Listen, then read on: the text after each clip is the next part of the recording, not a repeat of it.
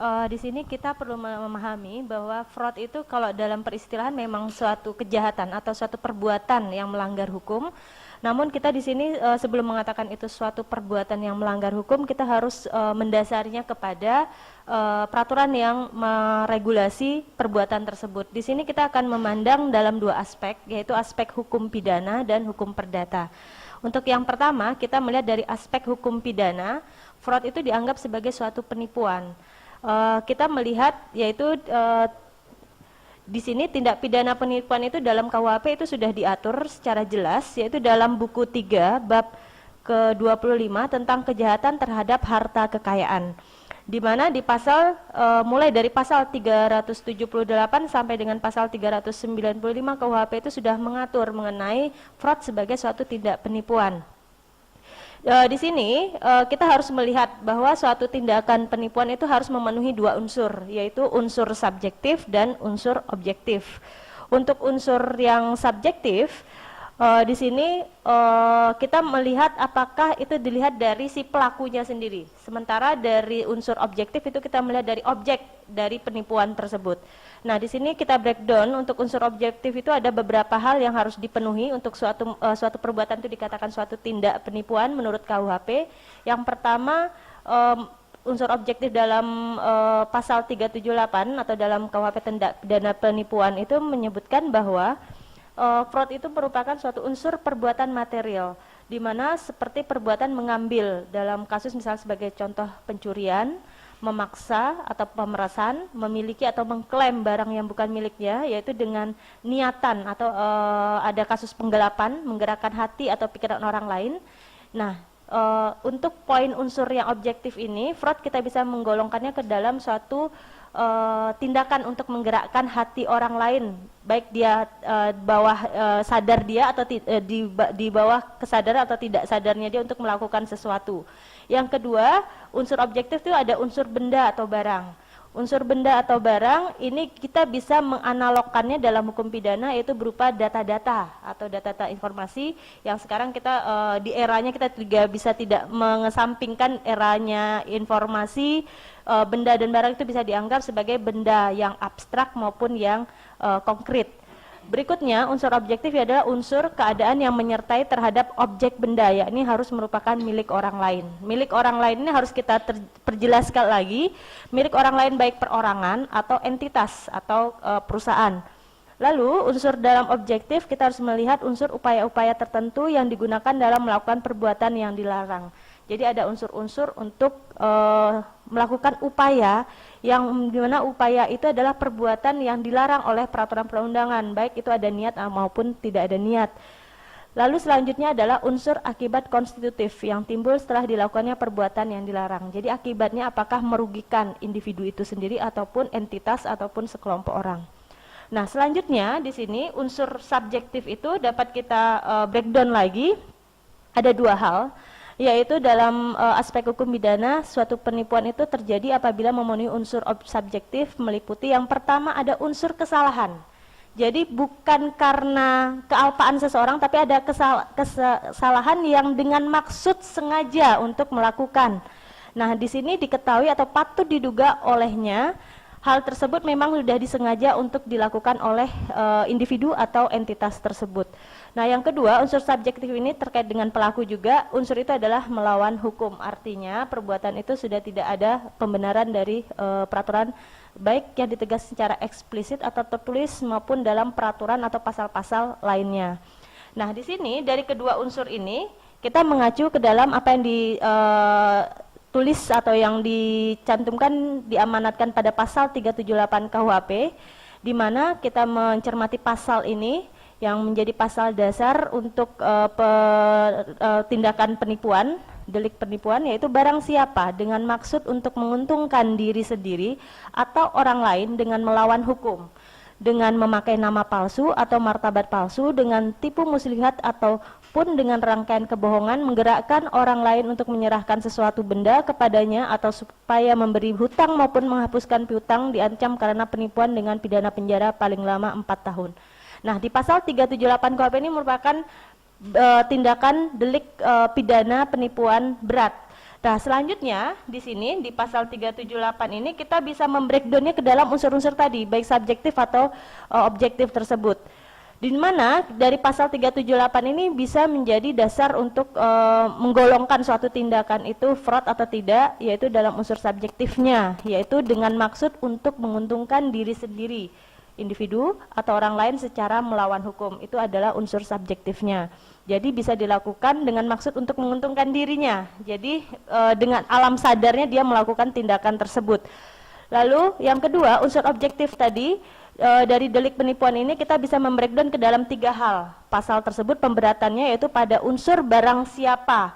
Jadi pelakunya di sini adalah jelas barang siapa itu bisa, kalau dalam subjek hukum terbagi atas 2, yaitu bisa individu atau entitas atau badan hukum. Jadi unsur barang siapa ini otomatis pelakunya itu dalam objektif delik penipuan ini adalah bisa perorangan ataupun berkelompok atau badan hukum. Yang kedua, unsur objektif adalah unsur menggerakkan orang lain agar orang lain tersebut menyerahkan suatu benda, memberi hutang, menghapuskan piutang.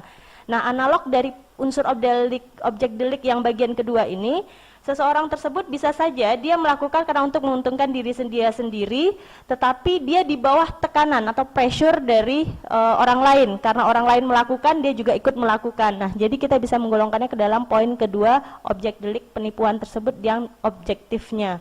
Yang ketiga, unsur cara menggerakkan orang lain, yakni dengan memakai nama palsu. Jadi dengan memanipulasi data bisa martabat atau sifat palsu tipu muslihat, yaitu dengan semacam tipu daya atau berbagai cara rangkaian kebohongan untuk memanipulasi data bisa kita golongkan ke dalam poin ketiga, unsur objektif delik penipuan tersebut. Nah, dari sini kita bisa melihat unsur poin ketiga inilah, ya ini upaya atau cara unsur utama untuk menentukan apakah perbuatan tersebut dapat dikategorikan sebagai tindak atau delik penipuan atau tidak. Nah, penekanannya kita kepada poin ketiga, upaya atau cara entitas tersebut melakukannya. Ini sejajar atau sinergi dengan apa yang sudah diamankan oleh jurisprudensi Mahkamah Agung. Jadi kasus serupa sudah pernah ada mungkin di kasus-kasus tindak pidana asuransi lainnya, yaitu di dalam putusan jurisprudensi Mahkamah Agung. Jurisprudensi merupakan putusan hakim atau putusan Mahkamah Agung yang untuk memutuskan kasus terdahulu. Nah, di jurisprudensi tahun 90 ini disebutkan bahwa unsur-unsur pokok delik penipuan, contohnya pasal 378 adalah terletak pada cara upaya yang telah digunakan oleh si pelaku delik untuk menggerakkan orang lain agar menyerahkan sesuatu barang. Nah, dari sini kita melihat bahwa tindak pidana penipuan ini bisa berkembang dengan adanya pasal selanjutnya yang diatur dalam KUHP, yaitu pasal 379 jungto pasal 379A KUHP, di mana di sini kita bisa menggolongkan penipuan itu dalam penipuan berat dan penipuan ringan. Kalau untuk penipuan ringan ini di pasal 379 disebutkan jika barang yang diserahkan itu bukan ternak dan harga daripada barang hutang atau piutang itu tidak lebih dari Rp25 diancam sebagai penipuan ringan. Artinya di pasal 379 itu disebut bahwa kalau bukan barang ternak, jadi kita asumsinya bisa barang lain itu bisa data, bisa benda-benda selain yang diamankan dari 79 itu bisa dianggap penipuan ringan. Tetapi jangan salah, 379A menyatakan hal sebaliknya, barang siapa menjadikan sebagai mata pencarian. Jadi dia melakukan tindakan penipuan itu sebagai mata pencarian dia, jadi sudah kebiasaan. Nah, ini akan memperberat dari yang tadinya penipuan ringan akan berlapis kepada berpindah. Kalau itu hanya dilakukan sekali bisa termasuk ke dalam pasal 379 KUHP. Tapi kalau itu sudah berkelanjutan menjadi suatu mata pencarian atau kebiasaan untuk melakukan perbuatan penipuan, itu kembali kepada penipuan berat, yaitu ke pasal 379A KUHP. Artinya bahwa perbuatan delik penipuan itu apabila dilakukan secara terus-menerus dan itu reguler dan sebagai mata pencarian, itu bisa menjadi pidana berat, yaitu artinya bisa diancam dengan pidana penjara paling lama 4 tahun. Nah, dari sini dari pasal KUHP ini kita juga bisa menggabungkannya pasal berlapis, yaitu dalam pasal 381. Pada asas hukum penerapan peraturan perundang-undangan, yaitu kita menggunakan asas yang lebih spesifik, asas lex spesialisnya, kita bisa juga menggunakan jungto pasal 381, di mana dari pasal ini menyebutkan barang siapa dengan jalan tipu muslihat menyesatkan penanggung asuransi mengenai keadaan-keadaan yang berhubungan dengan pertanggungan sehingga disetujui perjanjian hal mana tentu tidak akan disetujui atau setidaknya tidak dengan syarat-syarat yang demikian diketahuinya keadaan-keadaan sebenarnya diancam dengan pidana penjara paling lama 1 tahun 4 bulan. Jadi di sini disebutkan khusus untuk tipu muslihat yang menyesatkan penanggung asuransi itu akan dijungtokan pasal 381 KUHP. Sehingga ada beberapa pasal yang berlapis dari tindak pidana berdasarkan KUHP, yaitu pasal 378, 379A dan 381 KUHP. Itu kalau kita melihat dari aspek hukum pidana. Selanjutnya kita bisa juga memandang suatu tindakan penipuan ini ke dalam aspek hukum perdata. Seperti kita ketahui, hukum perdata itu adalah hukum yang mengatur hubungan hukum antara orang yang satu dengan orang lain. Jadi hubungan privat antara perorangan. Sehingga kita bisa menganalogkan bahwa BPJN ini hubungan antara penyelenggara, masyarakat dan rumah sakit. Nah, itu terikat oleh suatu perjanjian. Dari suatu perjanjian di situ, suatu kasus perdata baru timbul bila pihak yang merasa dirugikan melakukan gugatan. Artinya, kebenaran formil merupakan hal yang sangat dominan pada kasus perdata.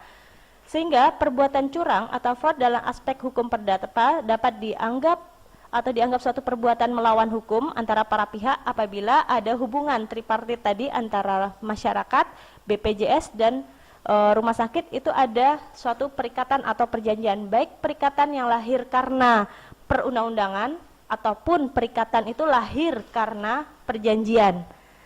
Nah, temuan yang mengandung unsur kerugian dalam hal keuangan dan merupakan kasus perdata pada umumnya lahir dari masalah-masalah yang bersumber pada perikatan. Pengertian perikatan lebih luas daripada perjanjian karena perikatan dapat timbul karena perjanjian atau karena undang-undang. Hal ini kita bisa melihat dari pasal 13 KUH Perdata, di mana dalam pasal tersebut disebutkan bahwa suatu perbuatan dengan mana satu orang atau lebih mengikatkan diri terhadap satu orang lain atau lebih. Nah, ini diperkuat lagi dengan pasal 1320. Suatu perjanjian itu sah atau perjanjian itu dapat dilakukan apabila memenuhi 4 syarat. Yang pertama, sepakat mereka mengikatkan dirinya, para pihak tersebut. Lalu ada kecakapan untuk membuat suatu perikatan. Ada suatu hal tertentu dan ada kausa yang halal. Nah, keempat ini harus terpenuhi dalam suatu perikatan tadi. Nah, ini akan terjadi suatu pelanggaran, kadang kita menyebutnya sebagai suatu wan prestasi apabila keempat unsur tersebut tidak terpenuhi di dalam syarat sahnya perjanjian dalam pasal 1320 KUH Perdata. Nah, di sini jika keempat unsur tersebut tidak dipenuhi, maka dapat digolongkan ke dalam pasal 1338 KUH Perdata, yaitu perjanjian berlaku sebagai undang-undang bagi para pembuatnya. Jadi kalau mereka sudah membuat suatu perjanjian, para pihak itu sebagai undang-undang, jadi harus ditaati oleh para pihak. Lalu perjanjian itu tidak dapat ditarik kembali selain dengan sepakat kedua belah pihak untuk mengakhiri perjanjian. Jadi tidak bisa diputus oleh sebelah pihak. Apabila sebelah pihak memutuskan perjanjian itu, maka ada wan prestasi. Yang ketiga, di sini dalam pasal 1338 KUH Perdata dikatakan perjanjian harus dilaksanakan dengan itikat baik. Nah, apabila ada itikat atau niat dari salah satu pihak untuk melakukan kecurangan atau punya niat yang tidak baik di dalam menjalankan hak dan kewajiban para pihak tadi dalam perikatan tersebut, maka ada kausa yang tidak halal. Kausa yang tidak halal ini bisa memutus suatu perjanjian atau perikatan, dan di dalam hukum perdata kita mengistilahkannya dengan suatu perbuatan melawan hukum. Nah, perbuatan melawan hukum ini kita bisa melihat unsur-unsurnya seperti mana diatur dalam pasal 1365 KUH Perdata. Perikatan itu bisa lahir karena perundang-undangan atau perikatan lahir karena perjanjian. Nah, kalau kita melihat kasus yang ada di antara BPJS, rumah sakit, dan masyarakat, ini perikatan itu lahir karena undang-undang.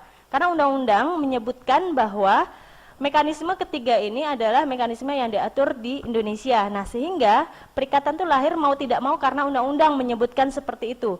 Sehingga apabila terjadi dalam perikatan yang terjadi tidak karena perjanjian, dalam hal ini kasus yang tripartit tadi antara BPJS, rumah sakit dan masyarakat, karena undang-undang yang mengatur demikian, maka dapat terjadi antara lain ada suatu perbuatan melawan hukum yang dilakukan oleh para pihak. Kita bisa mengacu ke dalam pasal 1365-nya, di mana di sini disebutkan tiap perbuatan melanggar hukum yang membawa kerugian pada pihak lain mewajibkan orang yang karena salahnya menerbitkan kerugian itu mengganti kerugian tersebut.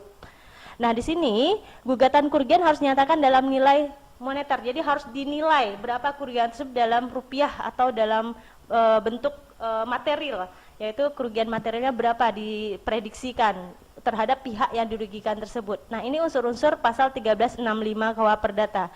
Pihak yang dirugikan ini bisa salah satu pihak, bisa masyarakat, bisa BPJS-nya sendiri, bisa rumah sakitnya. Jadi siapa yang melakukan kerugian itu yang harus mengganti rugi kerugian tersebut. Nah, unsur-unsur pasal 1365 ini ada 4. Yaitu yang pertama harus ada perbuatan melanggar hukum. Jadi kalau ada perbuatan melanggar hukum, misalkan contohnya ada kausa yang tidak halal, memanipulasi data contohnya tadi, sehingga ada niat yang tidak halal atau itikat yang tidak baik tadi, sehingga bisa digolongkan dalam satu perbuatan melanggar hukum.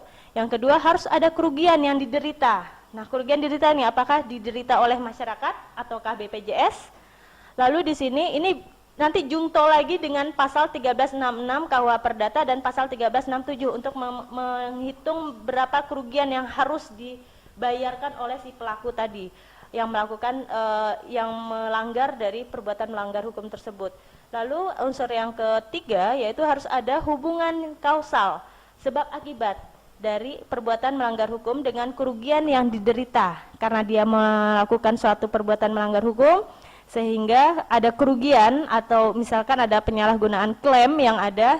Nah, ini harus dihitung sampai detail, sehingga di sini otomatis harus kita memenuhi unsur kesalahan. Jadi bukan karena ketidaksengajaan, tapi ada unsur kesengajaan di dalamnya. Jadi harus ada unsur kesalahan di dalam unsur pasal 1365 tersebut. Nah, di sini dapat disimpulkan dari kedua aspek hukum pidana maupun hukum perdata. Dari aspek hukum pidana, fraud dalam layanan kesehatan dapat dilihat pengaturannya yaitu sebagai delik atau tindakan kriminal, yaitu kita bisa mengacu kepada pasal 379, jo pasal 379A, jungto pasal 381 KUHP. Nah, sementara dalam aspek itu sebagai tindakan kriminal, dan kriminal yang di sini kalau itu merupakan suatu kebiasaan atau mata pencarian itu adalah tergolong delik penipuan berat. Sementara aspek dalam hukum perdata ini kita melihat bahwa fraud itu dalam suatu perikatan yang lahir karena undang-undang, karena undang-undang di Indonesia mengatur itu suatu perikatan antara para pihak tadi, sehingga tindakan fraud yang ada di dalam aspek hukum perdata ini apabila dia memenuhi unsur suatu perbuatan melawan hukum, maka ini akan bisa dikenakan sanksi pada pasal 1365 jungto pasal 1366 dan pasal 1367 KUH Perdata. Nah, dari kedua unsur tersebut kita akan melihat di sini siapa subjek atau subjek hukum pelaku dari fraud tersebut. Nah, selanjutnya nanti kita akan melihat apakah para dokter dan manajer rumah sakit menyadari bahwa fraud merupakan tindakan kriminal atau tidak. Nah, dari sini kita akan melihat siapa penegak hukum fraud dalam pelayanan kesehatan. Selama ini kita juga harus tahu penegak hukum itu bisa terdiri dari polisi, kejaksaan, dan penyidik pegawai negeri sipil (PPNS). Itu adalah para penegak hukum yang ada.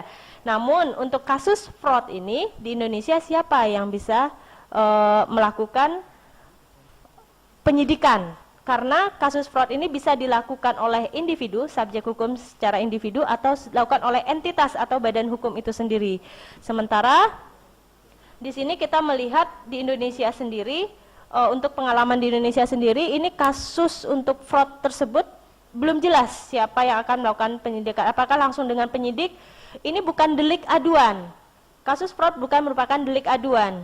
Karena kalau delik aduan akan ada yang mengadu dulu merasa dirugikan, itu akan mengadu kepada para penyidik hukum, baru bisa diproses acara prosedur hukum acaranya. Namun karena dia bukan delik aduan, maka ini akan berbeda penanganannya. Nah, sementara kalau pengalaman di Amerika Serikat, di sini disebutkan bahwa fraud tersebut itu ada lembaga atau penyidik yang khusus menangani fraud tersebut, di mana lembaga pengawasan dan penanganan fraud di pelayanan kesehatan di Amerika Serikat itu ada Departemen Kehakiman dan FBI, serta Departemen Kehakiman yang bekerja sama dengan FBI dan Inspektur Jenderal dari Departemen Kesehatan yang membentuk Healthcare Fraud and Abuse Control Program. Nah, di sini di Indonesia sendiri kita belum tahu, belum jelas di mana ada divisi-divisi atau FBI, siapa yang akan menjadi posisi FBI yang ada di Indonesia. Nah, di sini kita akan melihat bahwa FBI itu di Amerika Serikat, FBI itu dia mempunyai kewenangan atau otoritas untuk melakukan mengumpulkan semacam investigasi, pengumpulan data-data untuk adanya suatu tindakan penipuan atau fraud itu. Tapi dia tidak bisa melakukan penuntutan, karena penuntutan ini adalah ranahnya dari otoritas atau kewenangan yang dimiliki oleh lembaga hukum atau dalam hal ini penyidik. Nah, sementara di Indonesia kepolisian itu memang sebagai lembaga penyidik. Tetapi apakah kepolisian di Indonesia sudah memiliki kewenangan seperti FBI miliki untuk menginvestigasi tindakan-tindakan yang tergolong ke dalam fraud di Indonesia itu sendiri? Nah, ini yang akan menjadi pertanyaan besar kita, karena belum jelas siapa yang akan menangani penindakan hukum terkait dengan fraud di era JKN ini. Apakah KPK setara dengan FBI? Apakah kita bisa menggolongkan bahwa fraud ini sebagai suatu tindakan semacam perbuatan korupsi karena memenuhi unsur-unsur tadi? Apakah itu akan merugikan negara atau tidak? Nah, nanti ini ranahnya, apakah ini ranahnya dari KPK atau tidak? Karena ini bukan uang publik, jadi ini akan dilihat nanti ranahnya. Apakah Badan Reserse Kriminal yang ada di kepolisian ataukah polisi biasa yang ada di wilayah? Nah, ini harus jelas di mana struktur organisasi yang bisa memiliki kewenangan penuh untuk melakukan investigasi terhadap tindakan-tindakan penipuan tersebut.